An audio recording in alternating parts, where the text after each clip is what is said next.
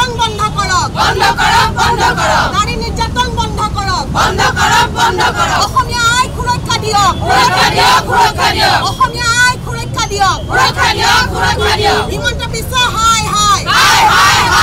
মুখ্যমন্ত্ৰীক আমি সেইদিনাই পদত্যাগ দাবী কৰিছোঁ যিদিনাই গৃহ বিভাগৰ দায়িত্বত থকা জোনমণি ৰাভাক প্ৰটেকশ্যন দিব নোৱাৰিলে মুখ্যমন্ত্ৰীয়ে পদত্যাগ কৰা উচিত 1 মাহত 23টাকৈ এনেকুৱা জঘন্য কাণ্ড ঘটিছে মুখ্যমন্ত্ৰীয়ে দায় সাৰিব বিচাৰিছে যে এনেকুৱা কিছুমান এলেকাত জনসংখ্যা বৃদ্ধি হৈছে ৰেপ হ'বই মুখ্যমন্ত্ৰীয়ে ঘোঁৰা ঘাঁহ কাটি দিছপুৰত বহি আছে নেকি যদি তেওঁ কোন এলেকাত ৰেপিষ্ট আছে বুলি জানে তে গৃহ বিভাগৰ দায়িত্বত থকা মুখ্যমন্ত্ৰীয়ে ৰেপিষ্টক কৰায়ত্ব কিয় কৰা নাই আমিতো কোৱা নাই ৰেপিষ্ট মুছলমান হ'লে নধৰিব আমি কৈছোঁ ৰেপিষ্টৰ এই পাখণ্ডৰ কোনো জাত নাই কোনো ধৰ্ম নাই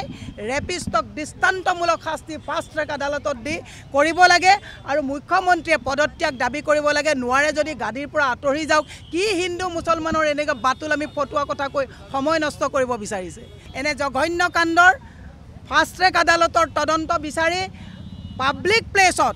7 দিনৰ ভিতৰত এনেকুৱা ৰেপিষ্ট পাখণ্ডক দৃষ্টান্তমূলক শাস্তি দি যাতে আগলৈ কোনো পাখণ্ড এনেকুৱা ছোৱালীলৈ বা মহিলালৈ যাতে লোলুপ দৃষ্টি দেখুৱাব নোৱাৰে তাৰ প্ৰতি আমি দাবী জনাইছোঁ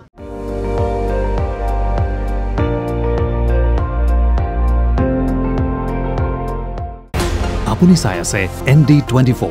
সৰ্বশ্ৰেষ্ঠ নহয় সৰ্বোত্তমৰ দৌৰ